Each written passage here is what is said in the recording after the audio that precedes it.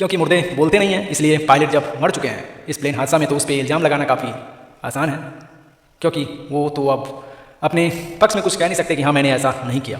हमारे इंडिया में एक अलग लेवल का ही फ्रॉड या स्कैम कहो तो सरकार की तरफ से चलता आ रहा है। दिल्ली में आपने सुना होगा कि 10 साल से ज़्यादा पुरानी गाड़ी आप नहीं चला सकते हैं, लेकिन प्लेन और जो एयरक्राफ्ट्स हैं वो आप उससे भी पुराने आप यूज में ला सकते हो। हेलो दोस्तों, नमस्कार, आप सबका इस वीडियो में स्वागत है। हाल फिलहाल में अहमदाबाद में जो प्लेन क्रैश का हादसा जो सामने आया था, इसका एक रिपोर्ट सामने आया है और इसमें ये बताया जा रहा है कि ये प्लेन दुर्घटना पायलट की गलती से हुआ है। जी हाँ, पायलट की गलती से प्लेन दुर्घटना हुआ है, ऐसा उस रिपोर्ट में बताया जा रहा है। जबकि प्लेन दुर्घटना होने के वक्त और उसके केबिन से जो साउंड रिकॉर्ड कुछ मिले थे, उसमें साफ साफ एक पायलट दूसरे पायलट से पूछता है कि क्या आपने ये फ्यूल का जो कट ऑफ किया है, क्या आपने किया है? तो दूसरा पायलट कहता है नहीं, मैंने ये स्विच ऑफ नहीं किया है।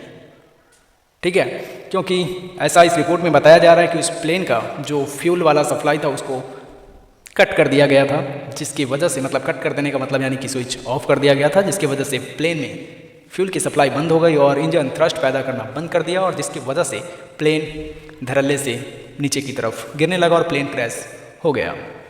तो क्या ये पायलट की गलती से हुआ था या एयर इंडिया और बोइंग जैसी कंपनी को बचाने के लिए ये बस एक साजिश और मनगढ़ंत कहानी बनाई जा रही है?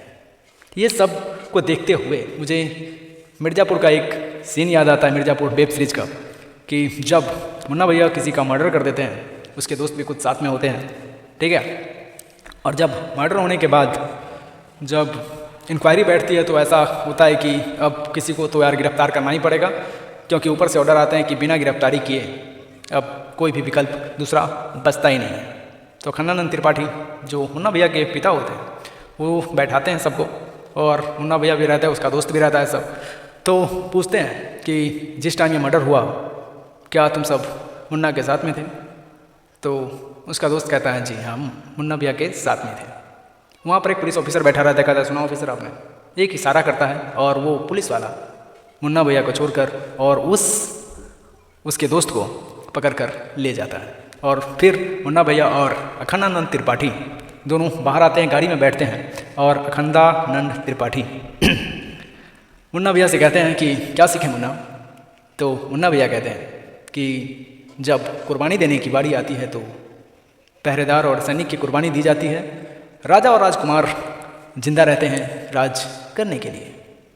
ठीक है, तो वो सैनिक और पहरेदार यानी कि पायलट की कुर्बानी दी जा रही है इस वक्त बोइंग और एयर इंडिया यानी कि राजा और राजकुमार की जान बचाने के लिए। ठीक है, क्योंकि मुर्दे बोलते नहीं हैं, इसलिए पायलट जब मर चुके हैं इस प्लेन हादसा में तो उस पर इल्ज़ाम लगाना काफ़ी आसान है, क्योंकि वो तो अब अपने पक्ष में कुछ कह नहीं सकते कि हाँ मैंने ऐसा नहीं किया या मेरी गलती से प्लेन क्रैश नहीं हुआ है, ये इंजन की प्रॉब्लम से हो गया है। हमारे इंडिया में एक अलग लेवल का ही फ्रॉड या स्कैम कहो तो सरकार की तरफ से चलता आ रहा है। दिल्ली में आपने सुना होगा कि 10 साल से ज़्यादा पुरानी गाड़ी आप नहीं चला सकते हैं, लेकिन प्लेन और जो एयरक्राफ्ट्स हैं वो आप उससे भी पुराने आप यूज में ला सकते हो, वो भी बिना मेंटेनेंस के। आजकल सोशल मीडिया पे प्लेन के ऐसे ऐसे पिक्चर्स वायरल होते हैं जो कि सरकारी बस से भी उस प्लेन की स्थिति खराब होती है। तो मेंटेनेंस सही से होता नहीं है और प्लेन हवा में उड़ते हैं तो भाई प्लेन तो क्रैश होगा ही। तो सरकार को इस पर कार्रवाई करनी चाहिए, क्योंकि लोगों की जान इतनी सस्ती नहीं है, क्योंकि सरकार लोग से हैं, सरकार से लोग नहीं। ठीक है, तो ये वीडियो अगर आपको अच्छा लगा हो तो वीडियो को कर दीजिएगा लाइक और अपने दोस्तों में शेयर ज़रूर कीजिएगा।